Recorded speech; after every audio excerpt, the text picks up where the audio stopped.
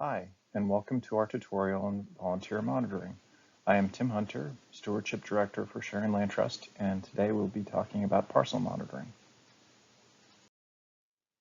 Let's look at some of the main topics we'll be talking about. First, we'll do a quick overview of who we are. Next, we'll talk about the goals of stewardship and monitoring.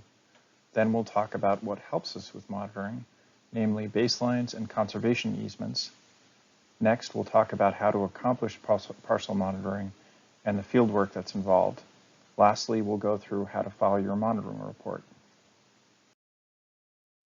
Sharon Land Trust preserves and protects over 3,200 acres of land in Sharon, Connecticut and nearby towns. We have around 70 parcels that we manage. We only have 3 part-time employees, namely our Executive Director, Maria Grace, our Conservation Director, Harry White, and myself. We manage these lands thanks to great community relationships and stewardship programs with schools and clubs. We have over 14 miles of hiking trails on the over 300 acres of public lands we manage. And I am constantly in awe of our wonderful volunteers.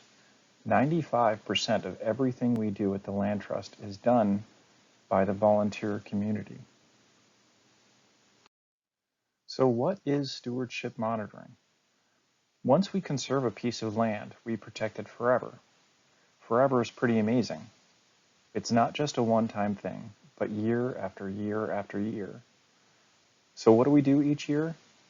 We have about 7 5-foot-tall filing cabinets filled with records and over 10 gigabytes of data that has to be checked, amended, and added to each year. Over half of our protected properties are conservation easements. We don't own the land, but we protect it based on the owner's conservation easement. A problem we constantly have is new easement owners. We work with the town, real estate agencies, and lawyers to try to contact new owners. We monitor properties and we document conditions with photos and reports. We're always available to talk to new conservation easement owners. We help owners manage their lands within the scope of that easement. And we identify violations, document, and figure out ways to resolve them. So why do we do this?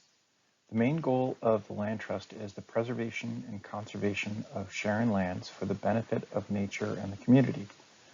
Conservation easements restrict landowners' ability to do things like construct buildings and alter the natural landscape. We check each year to make sure that that's not happening. The IRS requires yearly monitoring. As a Land Trust Alliance member, we have even more stringent requirements for how we monitor, document, and resolve issues. Easement and Land Trust-owned lands have special qualities that allowed us to conserve them, like scenic vistas, important streams or other hydrology, special soils, and much more. We make sure these qualities are always protected so that the public and nature continue to benefit, and that the community continues to realize the value of conservation. We have over 14 miles of trails and 300 acres open to the public. We strive to entice the community into being more conservation focused for ourselves and for our children. When do we monitor? A lot goes into an easement or fee property just after acquisition, and hopefully how much we put in will make it less difficult to manage in subsequent years. But monitoring is yearly, and as of 2020, it is from September 1st to December 15th. We also monitor more frequently if there are any issues. We monitor our fee properties much more frequently for public benefit and safety.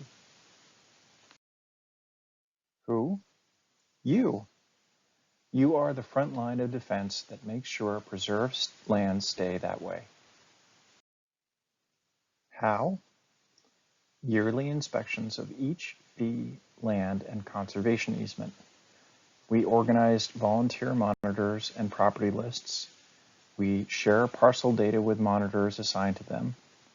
We recruit new monitors and assign parcels to them.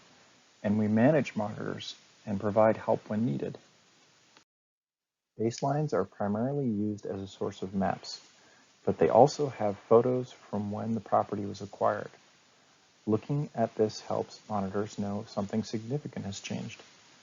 Baselines may also have a list of permitted and restricted activities, which guides monitors when they see new structures or construction. The conservation easement document is used in monitoring as a reference for what is allowed to be done and what isn't. Monitors can use this to decide when to document a change on the land. Monitors shouldn't tell owners what can and can't be done with their land based on this document, as it is usually pretty complex and can be confusing. Please refer them to a staff member if they have any questions. What to do in the field. I love this quote. Only put off until tomorrow what you are willing to die having left undone. The very first thing monitors do is look over and download data we email them in September. This is a sample of an email you will receive for each parcel you're assigned to monitor. The first section details the owner's contact info. If the land trust is the owner, you can skip this. Monitors assigned to conservation easement parcels must notify the owners at least 24 hours beforehand. You can contact them by email, or you can leave a message on their phone. If they don't have an email or their phone doesn't have an answering machine, let us know, please. Please don't enter a property if you haven't notified the owner beforehand. The next section has links for you to view and download the baseline and easement, if it's a conservation easement, or the management plan, if the land trust owns the property. The next section allows you to view, download, and print a paper map of the property, or download a digital version to your cell phone. The land trust has a separate tutorial on how to use this cell phone map on your cell phone. The last section has a link to the online monitoring form for you to fill out once you've completed your monitoring walk. A PDF version is attached as well that you can print, fill out, and mail to us, but we would really like you to use the online form as it's easier for you and for us. Maps, paper and geolocated smartphone maps. Many monitors know their assigned parcels like the back of their hand. Some think they do, but may be missing key sections each year. Still others have a hard time even finding their parcels. Let us help you to know your parcel's borders. We prefer you to use a self map as it lets you see your location in relation to the boundaries, but paper maps are still used. Please be aware of locations of stone walls, wire fence, streams, and other features that will help you to know where you are. Where to walk. If at all possible, walk as much as of the border as possible. 90% of all issues happen here. Once you're finished with that, try to walk the interior. Many easements have building envelopes inside, and you can see them on your map. Please walk around those borders and document any issues there. Walk any trails and note their condition. Stone walls, wire fence, and posted signs, when marked on a map that you downloaded, will be your guides as to where you are on the property. It's okay if you don't see the whole property. Please just make a note of areas that you walked and missed in your monitoring report so that we can make sure to get back to them next year. What to look for. So any human alteration. So this could be walking along the border and realizing that loggers on the adjacent parcel have started to encroach in the border. Owners cutting trees along their lawn, landscaping inside the border, new fences and stone walls, ATV paths. So if you see a path from the road or in the woods from an adjacent parcel, please note that. Trash dumps are pretty common. So if you see something that looks like a trash dump that shouldn't be there, please document that. New or altered structures. We've had fences moved inside the easement in the past.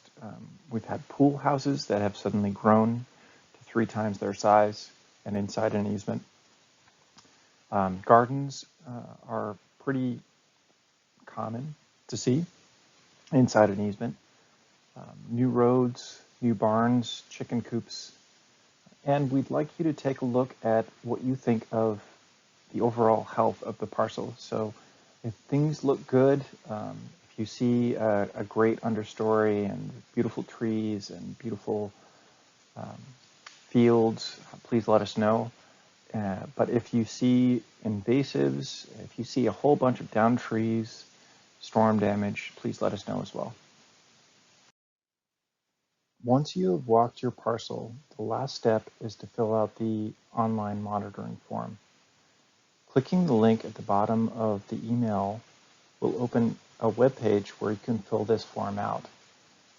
The wonderful feature of this form is that you can be as verbose as you want, and we can read your text much easier than your paper handwriting.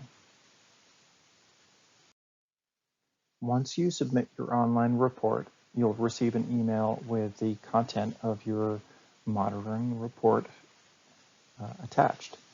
Please keep this for your records. We will go ahead and file our copy in our filing cabinet. And thank you very much for your service. Thank you for volunteering to help protect our lands. We couldn't do this without your support. If you have questions, please email timhunter@sharonlandtrust.org. We're here to help. If you are unsure and want us to walk with you, please let us know. And please visit us online at facebook.com/Sharon Land Trust or SharonLandTrust.org. Thank you again.